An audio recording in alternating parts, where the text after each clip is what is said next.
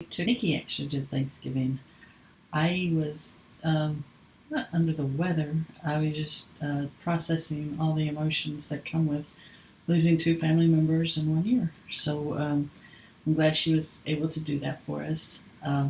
Now, having said that, I probably went a little overboard on eating the wrong things.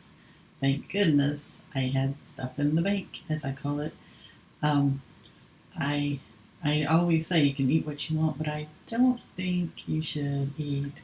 What was it? I had two big helpings of mashed potatoes, and I think by the end of the day I had eaten four desserts. So that's probably going to give me a flare up no matter what. And it wasn't bad.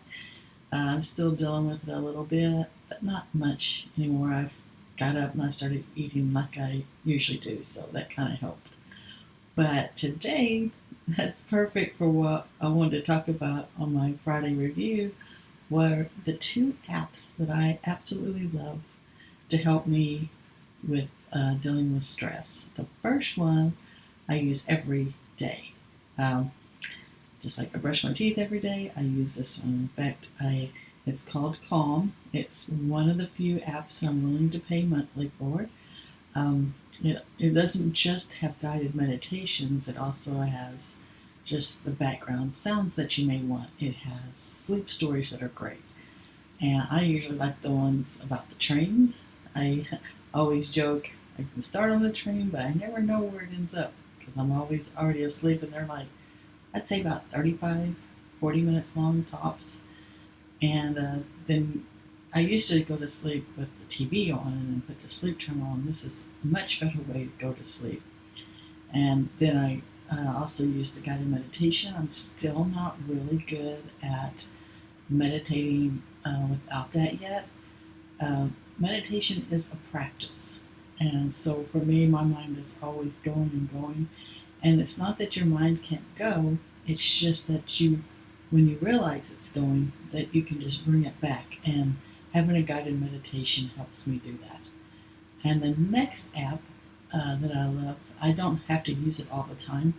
I did used to use it more. I don't need it as much now. It's Pranayama, and I will put a link to both of these in the video.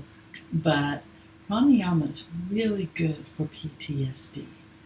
Um, that's why I started using it. Now wasn't told to use it. I just had a natural instinct that this looked like it would be good, just for starting it out any kind of meditation.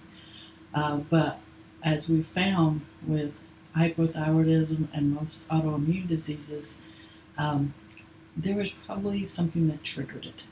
And so having something like this to help me when I'm having a really intense time, it just helps you to breathe in and out, and it guides you through that with sound. So now I will also put that in the link. But those are my two favorites. If you don't mind, just put whatever ones that you use in the comment section, because that may help somebody else. And also, when you're first starting out and you don't know where to start, going to YouTube is great. It's free.